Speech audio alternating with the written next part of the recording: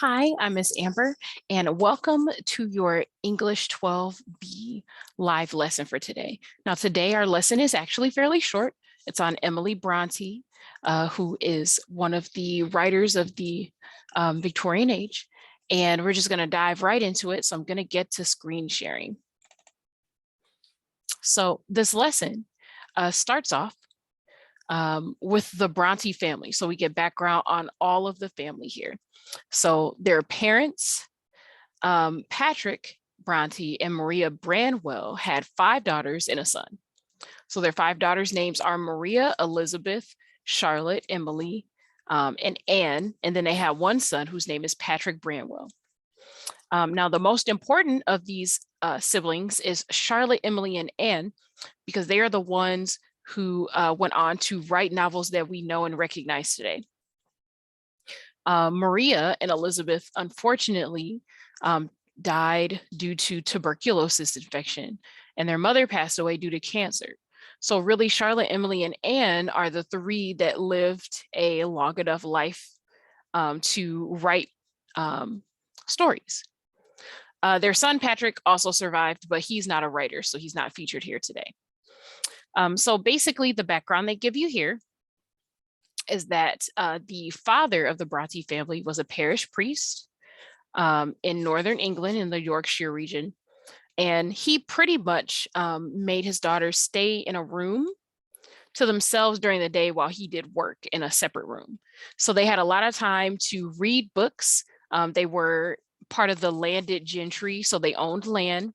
They were considered part of the upper class. So they were very well educated. They had a lot of access to books that were popular at the time.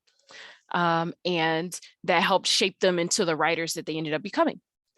They make a note here that some of the authors that they grew up with were Shelley, Byron, and Walter Scott, all of whom have been featured previously in this lesson from different time periods. Now, basically, they started writing at an early age. Let me go over to slide 6. Yeah, they started writing at an early age and were making up stories from then. And in 1846, the 3 of them published poems in a book called Poems by Currer, Ellis, and Action Bell. Now, they had to use pseudonyms at this time when they published these books, or this specific book, because women writing was not always supported very well at the time. And so it was an issue actually for some people. Now, the 3 Brontë sisters were novelists, so they were able to all write novels. Charlotte is well known for Jane Eyre, which you may have heard of. That's been made into a movie. Emily Brontë wrote Wuthering Heights, and that's also been made into a movie. Now, the only sister who wasn't especially famous was Anne Brontë, and she wrote The Tenant of Wildefell Hall. Emily Bronte's book wasn't popular when she was alive, but was made very popular after her death. And Anne's book was actually popular while she was alive, but they stopped printing it after she died, so less people read it and it stopped being popular. Jane Eyre has kind of always been a hit and is something that's frequently taught in classes today. In this last paragraph right here, they talk about how the stories they told were drawn from their personal experiences. So they wrote a lot about people in their class and the sort of struggles and personal issues that they go through. And a lot of the characters were inspired by people in their lives. And they go into detail about that in this paragraph.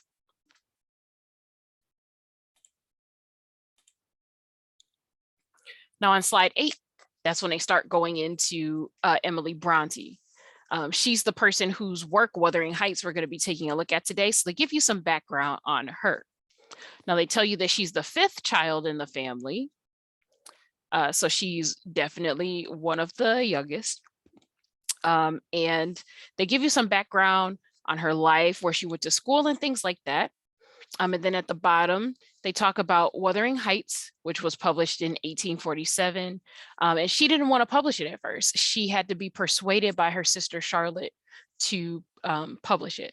At the time, the book and what it's about, which has to deal with passionate love and vengeance and revenge, betrayal.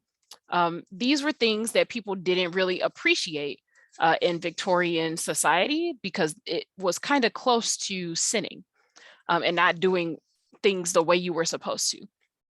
I'm not sure if you recall from earlier lessons, but there was an entire hierarchy in the Victorian age where everyone was supposed to function at where they are allotted in life. So everything has a scale. People are expected to follow the rules befitting of people their station. So she wrote about love blossoming between different classes and what happens when people are not treated well from those classes. And that was kind of controversial at the time. Okay, now here on slide 10, this is a video, it is 5 minutes long. It pretty much gives you the summary of the plot that is basically the story of Wuthering Heights. The excerpt for this lesson is only for chapter 6 of the book. You are not reading the entire book. So this video is supposed to give you an overview of the story so that you can understand which section of the book you are reading and how it comes into play with the other elements of the story. And they also give you on the next slide a little summary of what happens in chapter 6. Because this is an older book, they want to make sure that you have the background to understand everything that you're about to read in terms of what's happening. So be sure to take some time to watch this video because it'll give you some context for what happens in the story. Okay. So here they give you the summary of the chapter. So I'm not going to read it all the way through, but I will go over it just so that you know what you're looking at before you get to the excerpt. The reason why I don't go through every single point on these slides is because these live lessons are supposed to basically help you understand where the information that you need in different sections is. You're still expected to read these slides yourself, so I'm not, going to do the work for you. That's the same reason why I don't read the excerpts. Again, as a reminder, if you're having issues with understanding the excerpts from these lessons, please book a tutoring session so that a tutor can go through some of the reading with you, point out lines that you have issues with and help you find meaning in them so that you know what is happening and so that you can understand the story and the plot so that you can answer questions on the mastery test. Now, pretty much in the video, they tell you that it is a character named Nellie that gives information to someone else in the story, Lockwood. So basically, the story of Wuthering Heights is Lockwood telling a story about what happened when he goes to Wuthering Heights, is the name of a place. Now, inside of that story, he talks to Nellie, and Nellie gives him information about something that happened with other people on an estate nearby. So there's a section in the story where Lockhart tells us about the story Nellie told him.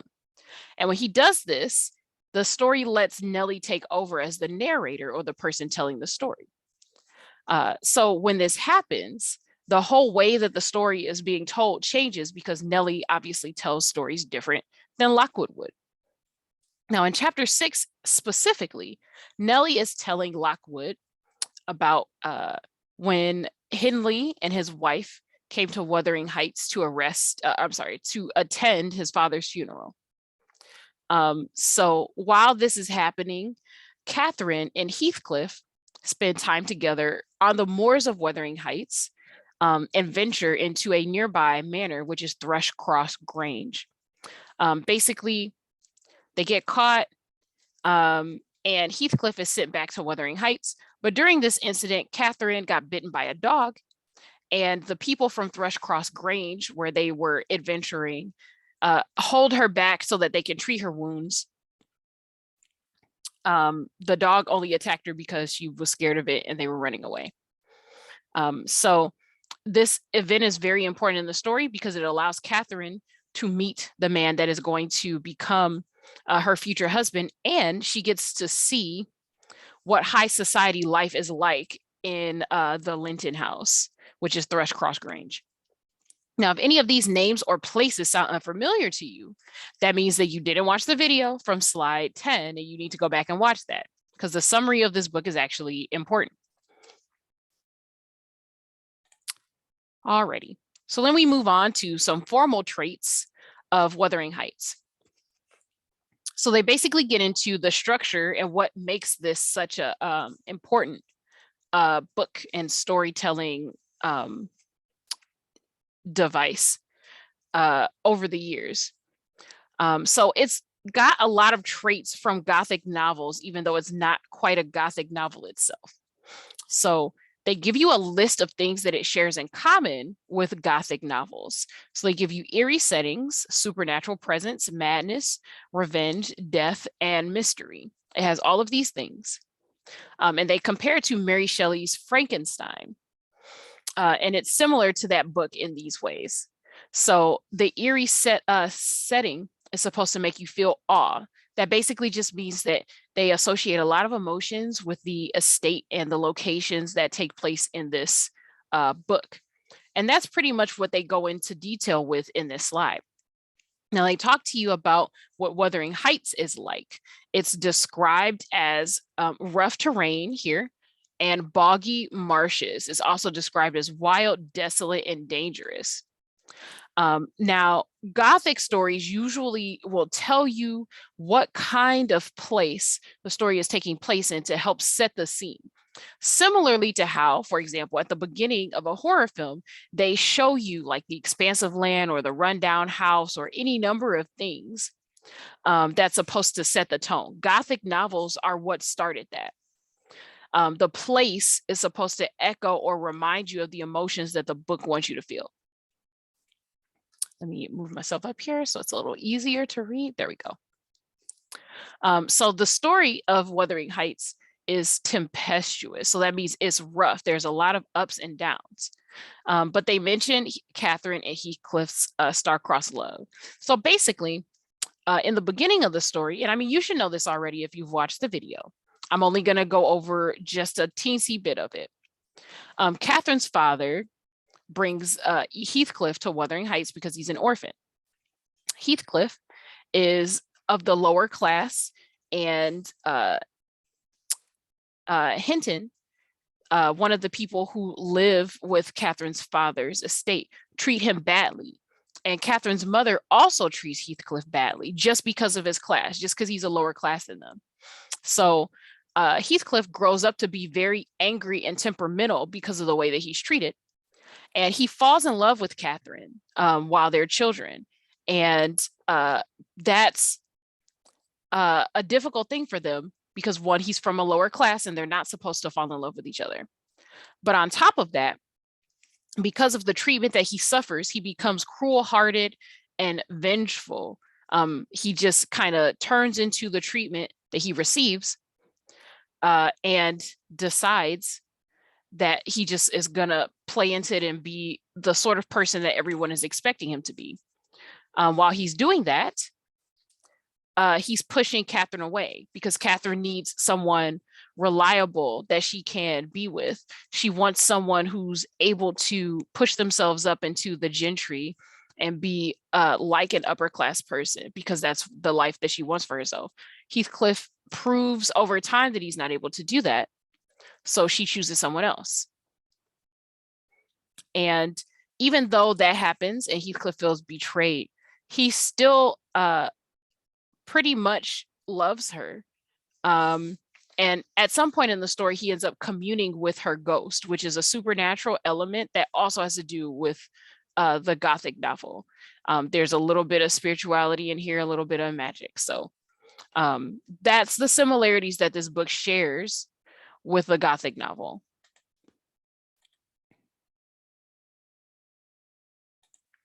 Now on slide 14, they talk about the way that this is written. We talked about this a little earlier. I touched on it just a bit. It's a frame narrative, which means that there's a story contained in a story. That's what this is. Lockwood starts the story describing what happens when he goes to see Heathcliff. And there's some strange stuff that happens. But later on in the story, after he finishes that visit, he encounters Nellie. And Nellie is the person who tells a story inside of his story about what happened at Wuthering Heights and Thrush Cross Grange, and the story of Catherine and Heathcliff while they were younger. And you can tell by how each of them speaks that the narration is different. Lockwood is upper class. He tends to talk with like refined sort of posh language, but Nellie is a lower class because she's a servant, and she talks as if everything is urgent and happening right now. And she also talks casually. So because the story moves between the present with what is happening to Heathcliff right now and the past, you get a mix of Lockwood and Nellie's personal feelings about what was happening at certain times in the past and what's happening now. Part of the reason why this is interesting is because knowing that Lockwood and Nellie come from different backgrounds and have different associations with Heathcliff and Catherine, sometimes their stories don't line up. They each have their own separate thoughts of Heathcliff and Catherine, and that comes through in when they talk. So basically, you're given two sides of a story from two different people, and you're expected to put that together to figure out who's likely telling the truth, what parts of the story are true, and which ones are exaggerated. Now, on slide 15, we get into a little bit more detail about some of the Gothic elements that are in here. They focus on this slide on dichotomies, which are oppositions. That's what this says here. So basically what this means is two sides of the same coin. A dichotomy is where something has two opposite features that have to coexist together.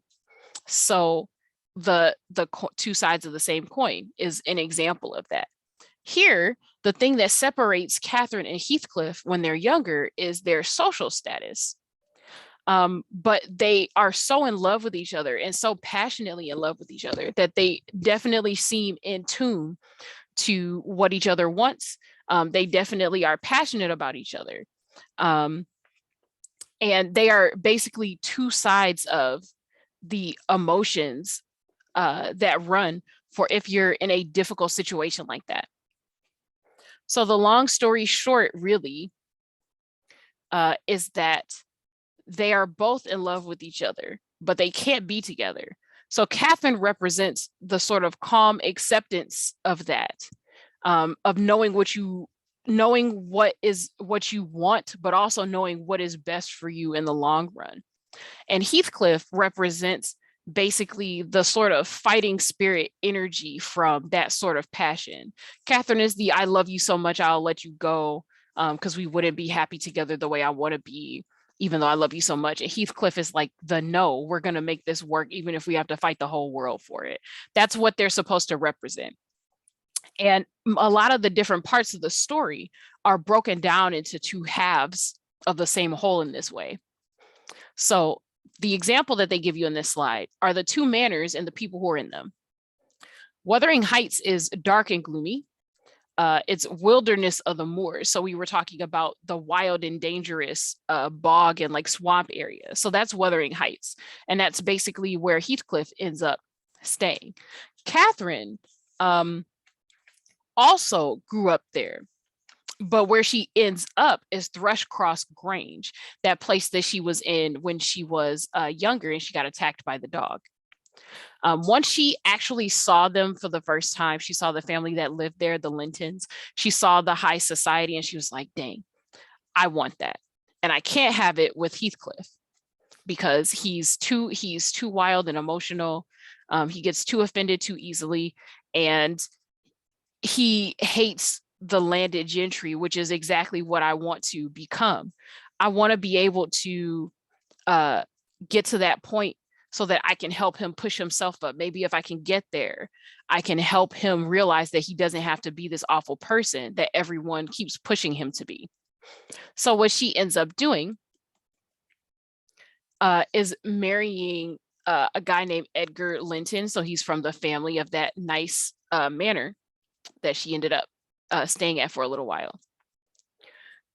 She is sort of torn at first. She doesn't know if she should just stay with Heathcliff and tough it out with him. But once he starts to become like vindictive and he's more like evil and rude and just pushing people out, she's like, that's not stable. I can't deal with that. Because what if he turns that on me? Like at this point, I don't even know. In Heathcliff's head, he feels like, oh, I wouldn't do that to you, Catherine. But she doesn't know. So she goes with the safer option that will get her the power and class that she would need to try to help Heathcliff later on, since he's not in the headspace to try to help himself now. Now, this story continues into the future after Catherine and Edgar get married and have a kid. So there is a younger Catherine who is the daughter of the older Catherine. And she ends up coming from the same sort of gentility, the Thrushcross Grange. So she represents the basically Catherine being in her goal, being in the place to do what she wants and help someone out from her higher station. And there's a second part of this story where we get to see how things play out with Catherine's daughter, Catherine. And we'll get to that in some of the later slides. But I just wanted to touch on the differences. So we have passionate love versus sort of the love that people expect you to have, but that isn't really passionate. We have social and class dynamics happening here. And then we have the different types of land. Thrushcross Grange is just good, settled, well-kept land. It's on property that's not overgrown or anything. But then you have Wuthering Heights, which is dark and gloomy. So these are the two sides that go back and forth that are supposed to mirror each other. All of these things are metaphors for Catherine and Heathcliff and the decisions that they make. All right, so now we're rolling over into themes. So themes are gonna pretty much handle all of the details within the dichotomies that we just discussed. So we get a little more information about what happened to Heathcliff here. He endured a lot of years of abusive treatment by Hindley and by Catherine's mother. But he stays at the manor because of a strong tie to Catherine. He doesn't want to leave. But when he finds out that she's getting married to Edgar Linton, he's like, that's it, I gotta go. And he literally bounces. He just decides to leave. He does come back eventually, but when he comes back, it's just to get revenge, because he felt like he endured all of that just for Catherine, and then she abandoned him. They never really had a discussion about her wanting to help him or her feeling like he was spiraling out. She just couldn't deal with it. And he wasn't trying to become a better person so that she could have an excuse to stay with him because she loved him. So everything sucked. She also wasn't being very compassionate to the abuse that he suffered either. She just felt like he should try to be the better person just because, but it's very hard to do that when you come from a lower class and you're expected to always be an awful person. So even though they loved each other very much, they just weren't meshing well together. They just weren't doing it. So he felt super betrayed when she decided to marry someone else. And he came back later on after, spending some years outside of the property, building up himself, and decided that he was going to get revenge. Now this leads into just labeling the themes. So a love that is not socially acceptable, but is still intense and pure, is a theme of Wuthering Heights. More so than revenge, this is one of the good parts. It's a commentary on society, that love can still be good, even if it's not between people who are from like the same class. And this is part of the themes in the book that made it difficult for Emily Brontë to believe that it would be popular. People didn't want to read about people breaking the rules and things like that, or so she thought.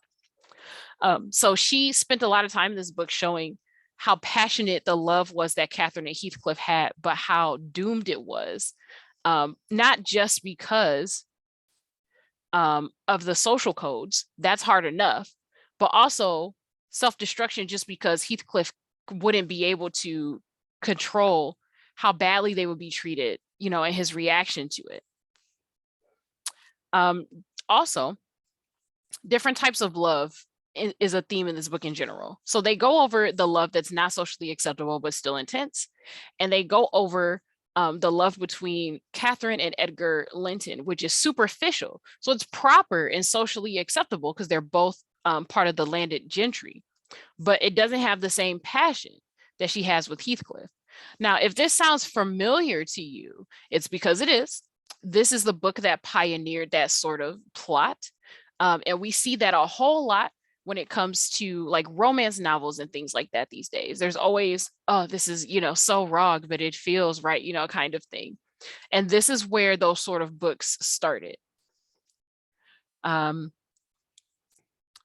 Basically, Catherine only marries Edgar so that she can be the greatest woman in the neighborhood. And she does question the authenticity of her feelings, because she knows that her motivation is to be better. Now, you have to remember that she's young when she first makes this decision, but she has to live with this as she becomes an adult. So she does look back on this decision and wonder if it was the right one, but she's already made it.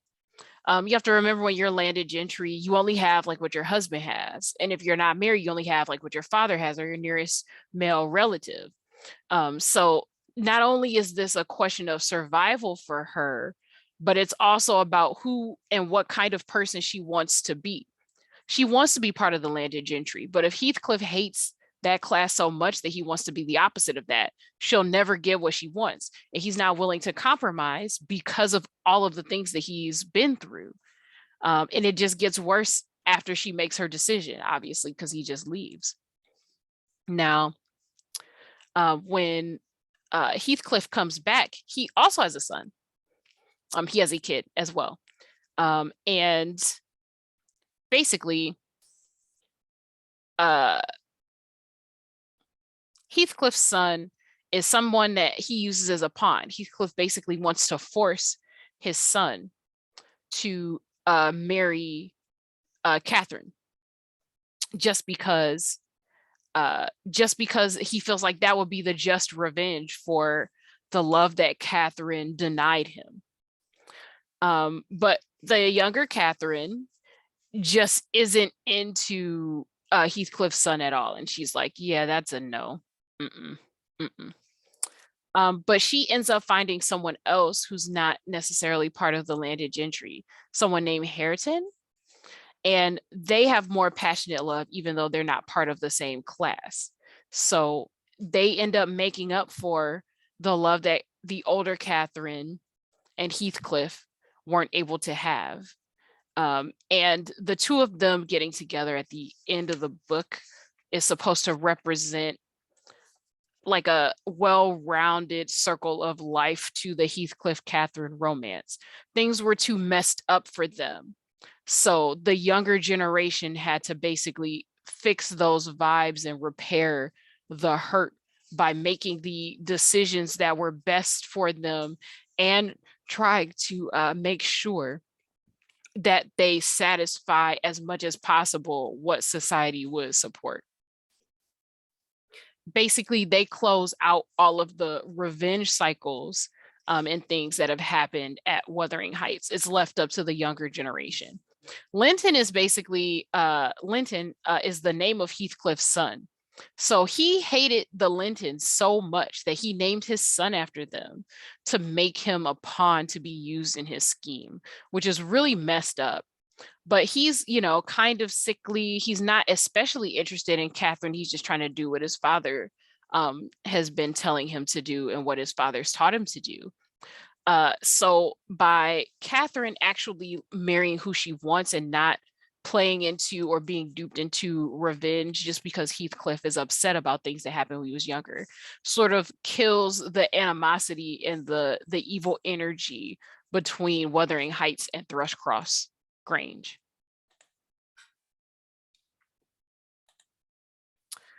So we're still in themes. Class and social distinctions are important. Obviously, we just went over that.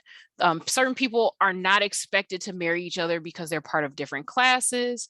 And this is partially because of the Industrial Revolution, which we've gone over in previous lessons. But the long story short is that there was an economic boom because of factories and inventions that made it easier to mass produce different goods and services. So there was a new middle class because of people making money. But on the downside of things, if you were poor, you weren't much better off. And the richer just sort of became richer because they were invested in all of the innovation that was happening at the time. So there was a pretty big gap between the lower poverty line and those who were part of the middle class. So this is supposed to be a commentary on those relationships and how they might hurt people.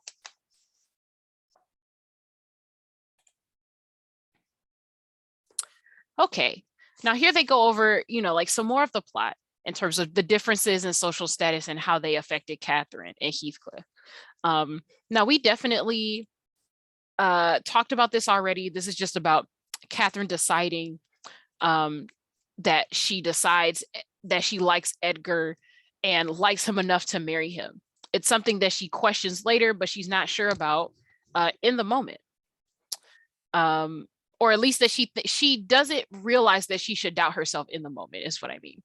She just figured, oh, well, I don't dislike him. I kind of like him a little, but it's not the same as the way that she loved Heathcliff. She doesn't get to think about that until later after she's already had a kid. She did want to help Heathcliff improve his social position, but she wouldn't be able to help him without being up there herself. So she tries to use her marriage to Edgar Linton to sort of just define that her and Heathcliff can only be friends, but because she cares about him a lot, she wants to help him as her friend.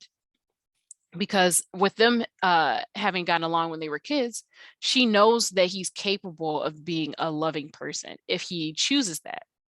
But Heathcliff is so hurt by her decision that he doesn't even stick around to try to benefit from what she's doing. He basically just decides that he wants to destroy both of these families, both her family for just putting him in the position to know her, to be able to lose her, and to be abused by other people in her household, and the Linton family just because they got in the way and took something from him that he wanted. So there's some small commentary on how social status doesn't matter, because when Heathcliff comes back to Wuthering Heights and Thrushcross Grange, he's definitely considered a gentleman, which is part of the middle class. They don't even really explain in a lot of detail how he was able to reach this status, but the fact that it's not hard to make enough money to become part of that class is commentary in the book. They're basically saying, or Brontë is basically saying, if it's that easy to become part of the landed gentry, then does it matter who's from which class if people are in love with each other? So maybe let's not repeat things like this by treating people badly based on their social class and stopping people from marrying who they love if they can take care of themselves. Let's see. Yep, I think that's actually it. All right, this was a short one, but even I didn't realize how short.